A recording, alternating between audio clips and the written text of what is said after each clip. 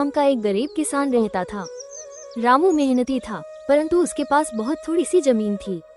उस जमीन से जितनी फसल होती वो उसके परिवार का पेट भरने के लिए भी मुश्किल से ही पूरी पड़ती थी। उसकी गरीबी और मेहनत को देखकर गांव के लोग कहते, रामू, इतनी मेहनत का क्या फायदा? तुम्हारा भाग्य ही खराब है जो तुम इतना परिश्रम करने के बावजूद भी गरीब हो। ये सुनकर रामू थोड़ा उदास हो जाता, पर फिर भी वो मेहनत करना नहीं छोड़ता। एक दिन गांव में एक साधु आए।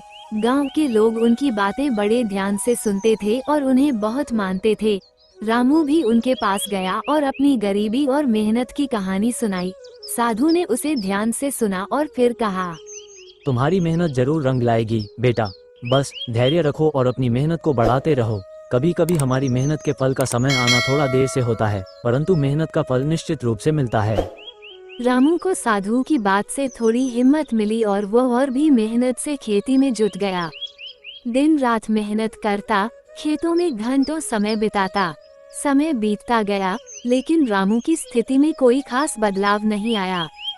फिर भी रामू ने अपने परिश्रम को कभी कम नहीं होने दिया। एक दिन जब रामू अपने खेत में हल चला रहा था, तभी अचानक हल किसी कठोर चीज से टकराया। उसने हल को जमीन से निकाला और देखा कि वहाँ कुछ चमक रहा है।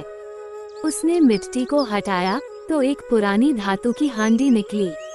उसने हांडी को खोला तो उसकी आंखें चमक उठी। हांडी में सोने की मोहरें भरी हुई थीं। रामू को अपने भाग्य पर यकीन नहीं हो रहा था। उसने साधु बाबा की बात को याद किया कि मेहनत का फल अवश्य मिलता है। रामू ने उन सोने की मोहरों से थोड़ी जमीन और खरीदी और बेहतर बीज और साधन जुटाए। अब उसकी फसल बहुत अच्छी होने लगी और कुछ ही सालों में वह एक समृद्ध किसान बन गया। उसकी मेहनत और भाग्य ने मिलकर उसका जीवन बदल दिया। इस घटना के बाद गांव के लोग भी उसकी तारीफ करने लगे और कहने लगे, देखो, मेहनत का फल मिलता ही है, बस धैर्य रखना जरूरी है। रामू ने अपनी मेहनत और धैर्य से सिद्ध कर दिया कि सच्ची लगन और परिश्रम से किस्मत भी हमारे साथ चलने लगती है। अगर आप सारे लोग इसी तरह का वीडियो देखना चाहते हैं तो मेरा चैनल को सब्सक्राइब और शेयर करना ना भूलें।